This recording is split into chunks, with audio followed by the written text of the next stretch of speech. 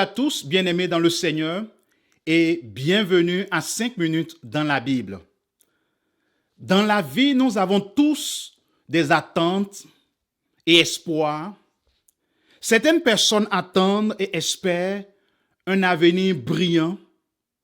D'autres veulent une vie paisible. D'autres encore s'attendent à vivre heureux et en bonne santé. Je ne sais pas quel est ton espoir et ton attente, mais je peux te rassurer et te dire, selon la parole de Dieu, quelle doit être ton ultime espérance dans la vie. Dans la lettre de Paul à Tite, en son chapitre 2, au verset 11 à 13, il est écrit « En effet, la grâce de Dieu, source de salut pour tous les hommes, a été révélée. Elle nous enseigne à renoncer à un mode de vie impie et aux convoitises de ce monde et à vivre dans le temps présent conformément à la sagesse, la justice et la piété, en attendant notre bienheureuse espérance, la manifestation de la gloire de notre grand Dieu et Sauveur Jésus-Christ. » Dans ce passage, 3 réalités se dégagent.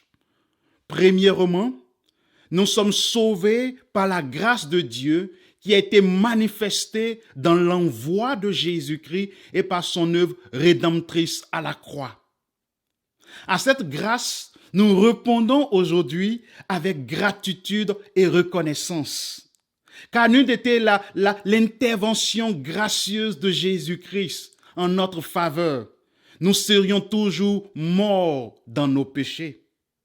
La deuxième réalité dans ce passage est que maintenant que tu es sauvé, maintenant que nous sommes sauvés par la grâce de Dieu, nous sommes appelés à vivre d'une certaine façon, d'une certaine manière, d'une manière qui honore et qui glorifie Dieu, à vivre dans la sainteté, la justice, la piété, la sagesse que nous donne le Saint-Esprit. Et la troisième réalité sur laquelle je veux m'appesantir ce matin est que nous vivons le cœur tourné vers le futur. Nous vivons avec une attente, une espérance. Et cette espérance, c'est la manifestation de la gloire de notre grand Dieu et Sauveur Jésus-Christ. Et voici là l'ultime espérance du chrétien, l'ultime attente du croyant est le retour du Seigneur Jésus-Christ. Et concernant cette espérance, il est écrit qu'elle est bienheureuse, que le retour du Seigneur Jésus-Christ sera pour nous une grande bénédiction, dépassant tout ce que nous connaissons maintenant, que nous expérimentons, car ça sera un jour de joie et de bonheur sublime pour nous qui croyons en lui, qui attendons avec impatience et amour son retour. Car en ce jour, nous posséderons alors notre héritage. Avoir le retour de Jésus, avoir cette espérance dans le cœur est importante pour 2 raisons que je veux mentionner ici. Notre espérance est toujours la motivation dans notre vie.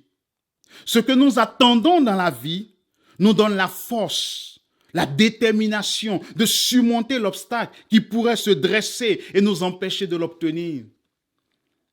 Et si la venue du Seigneur, si le retour de notre bien-aimé Sauveur est notre ultime espérance, alors nous trouverons la force et la détermination dans la vie à l'idée qu'il revient bientôt. L'espérance dans la vie aussi nous donne toujours la joie. Une joie qui vient du fait de songer et de penser à la réalisation de l'objet de notre espérance. Auparavant, penser au retour imminent du Seigneur et toute la bénédiction qui sera la nôtre quand il reviendra, nous donne la joie, même au cœur et au milieu de la détresse, de la peine. Nous avons une joie seulement en songeant, en pensant à notre Seigneur et son retour imminent. Je voudrais te poser ce matin ces questions. Et je veux que tu répondes avec honnêteté dans ton cœur, penses-tu fréquemment au retour du Seigneur? Quand était la dernière fois que tu as pensé sérieusement et sincèrement dans ton cœur? Et lorsque tu as pensé, l'as-tu désiré ardemment et avec joie? Quand était la dernière fois que tu as fait cette prière qui était faite tout le temps par l'Église primitive, par les premiers croyants dans la foi, Maranatha, oh viens Seigneur. Quand a été la dernière fois que tu as crié et prié le Seigneur de grâce, lui disant, viens Seigneur, je désire ton avènement, j'aime ton avènement.